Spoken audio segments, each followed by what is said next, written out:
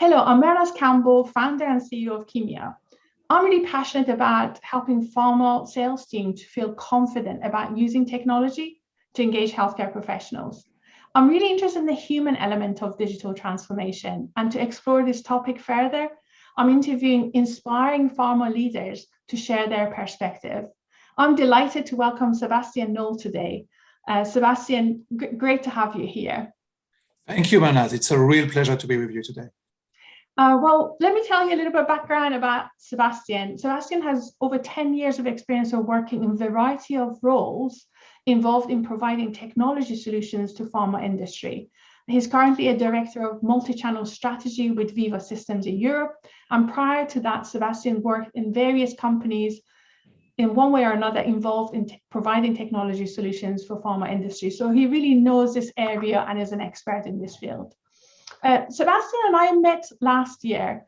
It was actually one of the leaders in Norgine that put us in touch indirectly, and we met. And the reason Norgine felt so strongly to get us to be introduced to Veeva was because they had a very positive experience with Kimia Reset and its impact it had in improving use of Veeva Engage and connection with healthcare professionals. So they made a strong recommendation and referred us to Veeva, and that's how I met Sebastien and started talking about this topic. And it's been a great pleasure being involved with you, Sebastien. One of the key priorities in pharma right now that everybody talks about is digital transformation. And when people talk about digital transformation, the focus is often on artificial intelligence, data analysis, and omnichannel engagement, and all the stuff to do with the technology. Not many people talk about the human transformation of digital, and particularly the impact it's having on the sales force and their role in HCP engagement.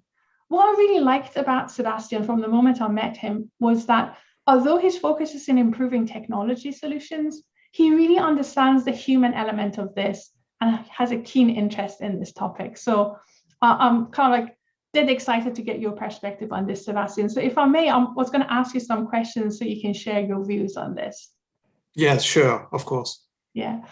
I guess my first question is, Sebastien, as a pharmaceutical industry leading provider of technology, Veeva Systems must have been extremely busy over the pandemic.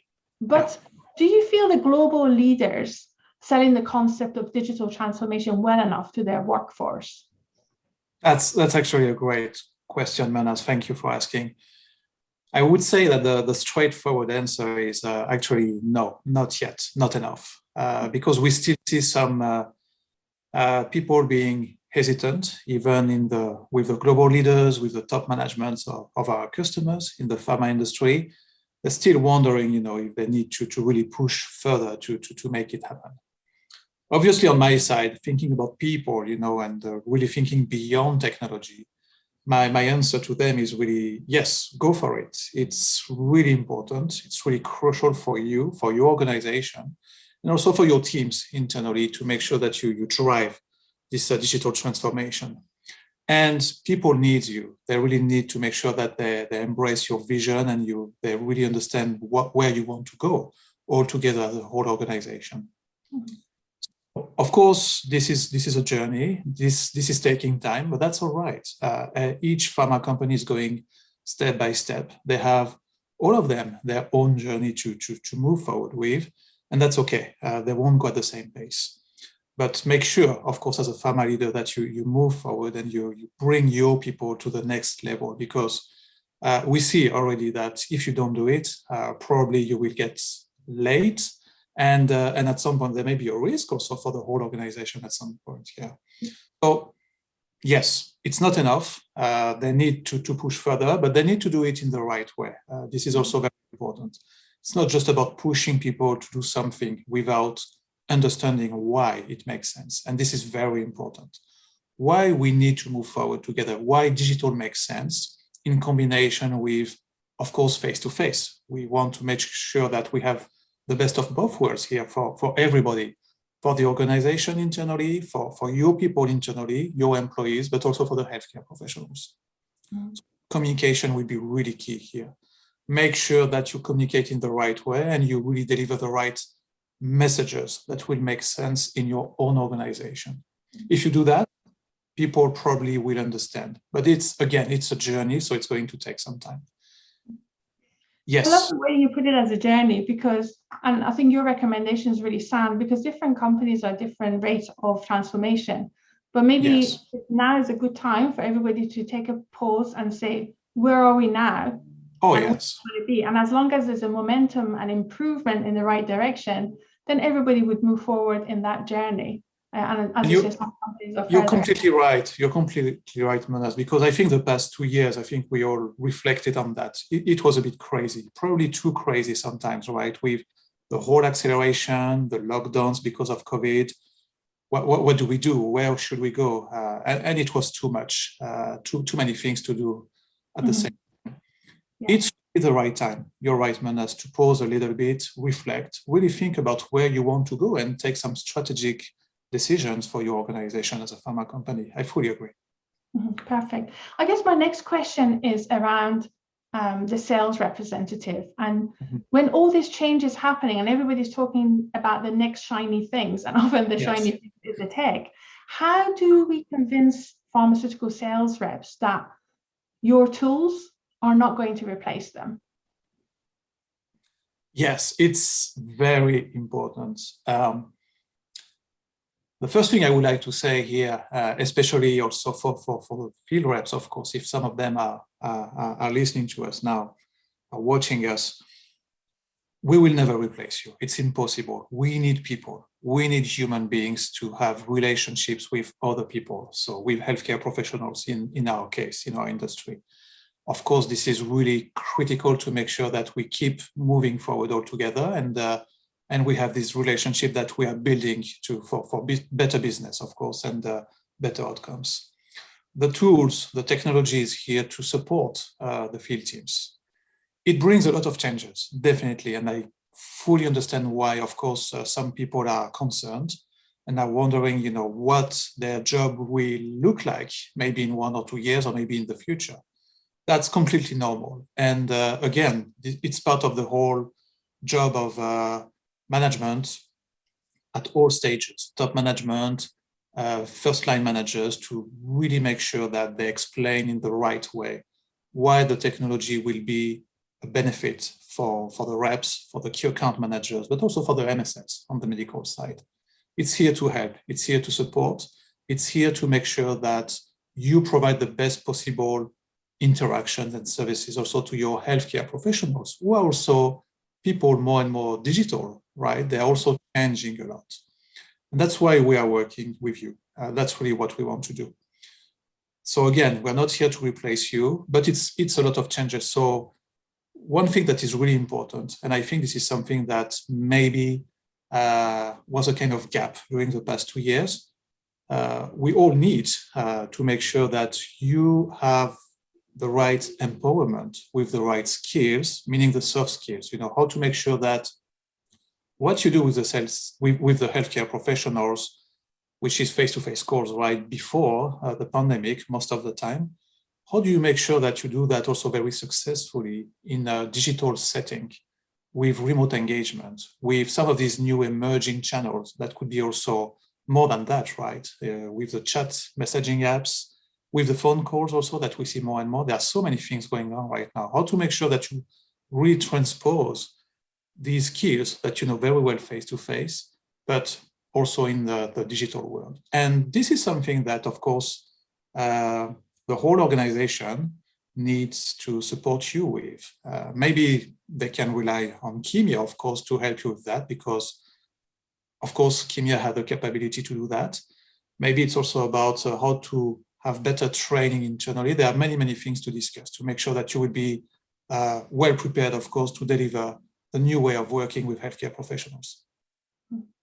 Well, I love what you said there. I agree with you. I think the sales representative, sales teams are the glue that make all of this stick together, because knowledge, data, information without insight and human understanding is just data. And I think I actually personally think it's a really exciting time for the sales profession in pharma, because providing people are given the autonomy and freedom to orchestrate the, various ways of communicating, whether it be telephone, email, through video platform or face-to-face, so that sales individuals can actually bring the whole interaction to life and kind of exactly. And you raise a very, very important point here, Mehrnaz. It's true that we see also more and more data with all these digital interactions, right? Mm-hmm. The wealth of data, sometimes it's so huge that, of course, for people like us, for human beings, it can be difficult to treat, to manage all the data, right? And really understand what's going on. So yes, of course, we speak also about having maybe artificial intelligence, having machine learning to support the data process, which is key for us because we won't be able to digest all the data. But at the end of the day, this is still here to support people's decisions, field teams' decisions, who will take the final decision about what really makes sense for the healthcare professionals. Mm-hmm, definitely. So, Sebastien, from your experience, what have been the biggest barriers to adoption of digital technology across Europe? Well, I guess the biggest barrier is probably, again, the lack of really awareness and communication around, why we really want to include technology in the overall organization and also the overall engagement model with healthcare professionals. So that's definitely something that needs to be improved even today. Ongoing communication, making sure that people really understand why it makes sense and why the outcomes are really positive with healthcare professionals. Probably the second one, I see really two actually here. The second one is really the skills, the soft skills, the empowerment of the field teams, but also their managers, right? Making sure that people are empowered with the right skills and really understand how to do that, of course, with healthcare professionals and with the new tools. Because activating a tool is easy, definitely, but it's not enough. You need to make sure that people really understand not just how to use it, because you can do that by looking at a manual most of the time, right? But making sure that you really understand how to do this job beyond the tools. So it's really, again, about the soft skills. It's about, making sure that you know how to do effectively a remote engagement, because some of the things you do remotely will be different if you compare with a face-to-face call, right? It's quite different. Making sure that you use your content wisely also remotely, because most of the time doctors will expect you to share content. So being very knowledgeable about your content, making sure that you're the expert basically when you share your content remotely with the doctors. They will love that, definitely also.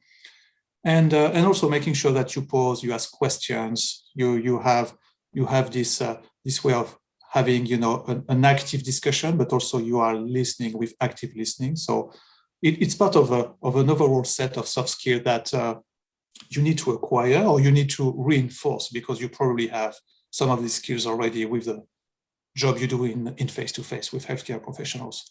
So these steps and these skills are really critical to make sure that you remove some of these barriers. And if you do that, definitely it will make more sense, of course, for everybody in the organization. Mm-hmm. And I think that area of the softer skills has been an area that maybe was overlooked because everybody was moving so fast. Definitely. It was really overlooked. People thought at the beginning, back 2 years ago, that, we activate it, we're in lockdown, so this should come naturally, which is not the case. You need to make sure that people really understand how to do it. And I think what's really encouraging, Sebastien, is we've done some research and, capturing the evidence from Veeva Engage to monitor the transformation of teams' behavior. And those teams who've got the recipe right in terms of having the right soft skills, both in terms of using various channels of communication and also the questioning technique, they have dramatically increased their face-to-face contact and the quality of that contact. But also they dramatically increase their digital interactions as well. And, I was talking to a sales manager earlier on this week. They were saying before we were going coverage and frequency, one contact quarter one, coverage and frequency quarter two, and it was just 4 kind of like disjointed communication with healthcare professionals during a year. But now, by upskilling their softer skills, they have a lot more contact with healthcare professionals because the healthcare professional wants data from them, and it becomes more of a journey. So they have much more touch points. So they're moving along with the healthcare professionals along that journey. And that has really increased the confidence of I think you're completely right. And you just mentioned something very important. Actually, if you do it right, you're really going to improve the overall experience, not just for your field teams, but also for the healthcare professionals. Mm-hmm. And you're right. This is something we do observe. I fully agree with you. You can increase the number of touch points. That's something you can do. And also, I think very important, you really increase the overall quality of your interactions with health professionals, which is going for sure to lead to better prescription behaviors at the end. So how do you think, Sebastien, we could make sure that multi-channel engagement is about adding value to the relationship and not just about increasing interactions? Yes, great point. So I was just mentioning quality. I think this is one of the things that pharma companies really need to focus on right now. You don't want to have probably a too big increase of your touch points all the time, because we heard about that also during the lockdowns and the pandemic during the past 2 years. Too many emails, for example, or too many phone calls, or whatever you can do to reach healthcare professionals, sometimes it can be too much. And if the content is meaningless, or if you don't have something new to share with healthcare professionals, if you're not really here to help or just push some product messages, well, probably healthcare professionals will get a bit bored and tired, and they will say no at some point, and they will shut the door. So you need to be careful with that. The real point, I believe, is really around the customer experience. Make sure that you leverage all these channels in combination with face-to-face, of course, to really build these journeys, campaigns that really make sense for healthcare professionals. And it's not just about the channels here. Very important. What kind of value do you want to bring to the healthcare professionals? So what kind of content do you really want to deliver across all these new digital channels in combination with face-to-face? If you do this right, the quality will be here, definitely, and it will make a big difference. Absolutely. I totally agree with you. And I think that's where the human element comes in. That's the role of the sales professionals in pharma, because then instead of just auto pushing marketing messages to the healthcare professionals, the sales representative can actually personalize that based on the preference of healthcare professionals. And I think that is the exciting part about the future of sales in our industry. And the role that the reps could play. One of the things I've noticed, like over the last 2 years, the pandemic, post-pandemic HCP expectations changed. They really want virtual, they want face-to-face, and maybe they wanted like a different split compared to what it was before. What do you observe in terms of the trends of split between face-to-face and remote engagement? Do you think the balance is shifting back to more face-to-face, or is it more like 50-50 now?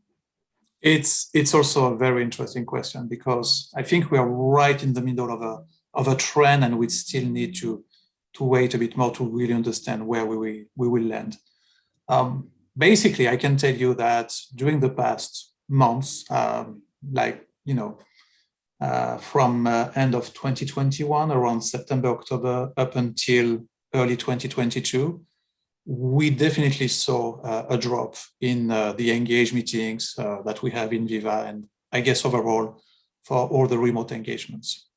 Not a surprise, especially in Europe, because we know that we had kind of less COVID infections to some extent, even if, of course, Omicron came. But at the same time, we saw also more and more field reps, pushing to go back to meet the healthcare professionals face-to-face. And this is something we expected. Of course, people were just very keen to catch up again and to meet. This is something we all needed to do. Now, interestingly, 1 or 2 months ago, we started to see again the engaged meetings and the remote engagements coming back with higher volumes. Also, a pretty high usage of the field teams, of Engage. So what does it mean? Does it mean that doctors are saying, yes, I really want this mix of channels and I really want to be in a hybrid engagement model? So we had a catch-up face-to-face, but we can't do that all the time as we used to do before. No, let's make sure that we have also the remote meetings together. This is my guess. I think this is something that we will see really in the next few months, also with the data we have.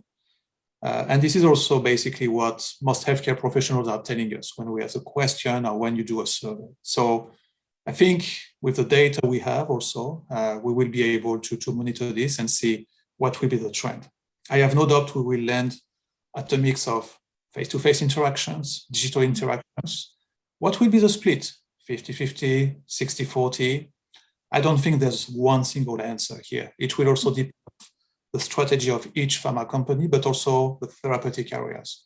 And it will make a big difference for some of them. I'll be watching with key interest to see what's your observation and how that's shifting over the next few months. Yes. But it seems to me that HCPs have preference around some type of communication. They prefer that to be done face-to-face, like if it's a launch product, new information. Correct. But if it's continuation of implementation of a project, like touch points in terms of moving the project forward, other means like telephone, email, remote engagement could actually be quick and swift.